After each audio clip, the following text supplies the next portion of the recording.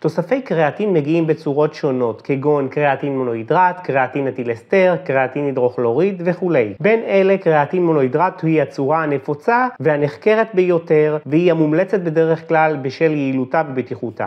להלן הסבר כללי על איך לקחת קריאטין. אז ראשית, ישנו את שלב ההמסה, הוא אופציונלי כמובן. יש אנשים שבוחרים לעשות את שלב ההמסה, שבו הם לוקחים מינון גבוה יותר של קריאטין לתקופה קצרה, כדי להרוות את השרירים שלהם בקריאטין בצורה מהירה. עם זאת, שלב ההמסה אינו הכרחי, ואנשים רבים מדלגים עליו מבלי להשפיע על היתרונות ארוכי הטווח. אז אם אתה בוחר בשלב הטעינה או ההמסה, זהו בדרך כלל כרוך בנטילה של 20 גרם קריאטין ליום, מחולק ל4-5 מנות, במשך 5-7 ימים. ושלב השני הוא שלב התחזוקה. לאחר שלב הטעינה, אם בחרתם לדלג עליו או לא, זה כבר סיפור אחר, אתם יכולים בהחלט לעבור לשלב התחזוקה, שבו אתם פשוט לוקחים מינון נמוך יותר, כדי לשמור על רמת הקריאטין הגבוהות בשרירים שלך. המינון הנפוץ של שלב התחזוקה הזה, הוא לרוב בסביבות בין 3-5 גרם ליום. והתזמון הוא לא פחות חשוב. אז מתי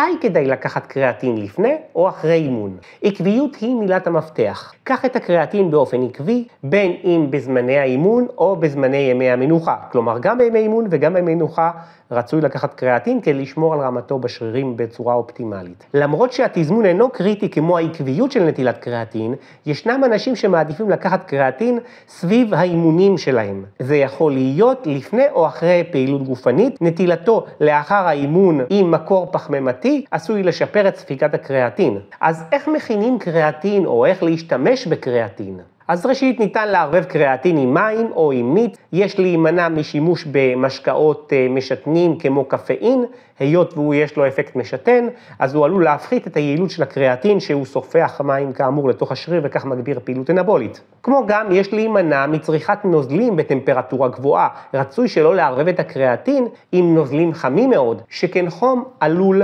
להמיר את הקריאטין לקריאטינין. כמו גם אתן לכם טיפים נוספים לצריכת קריאטין. הידרציה טובה, אז לשתות הרבה מים במהלך השימוש בקריאטין, מכיוון שצריכת מים יכולה לסייע בשמירה על רמות הידרציה טובה בשלב ההמסה של הקריאטין בעיקר, אך גם בנטילה כללית של קריאטין.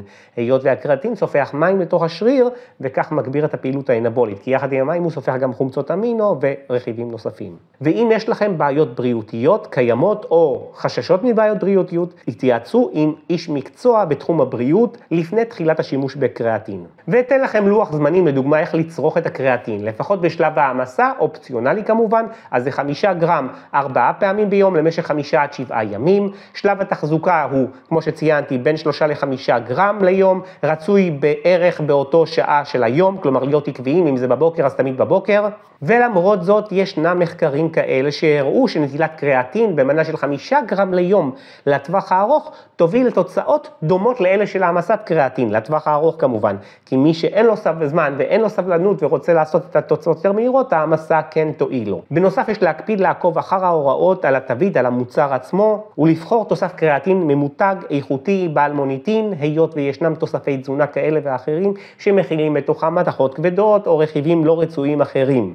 וכמובן שאם יש לכם שאלות, אתם מוזמנים לשאול אותי כאן בתגובות למטה ובשמחה אשיב לכם.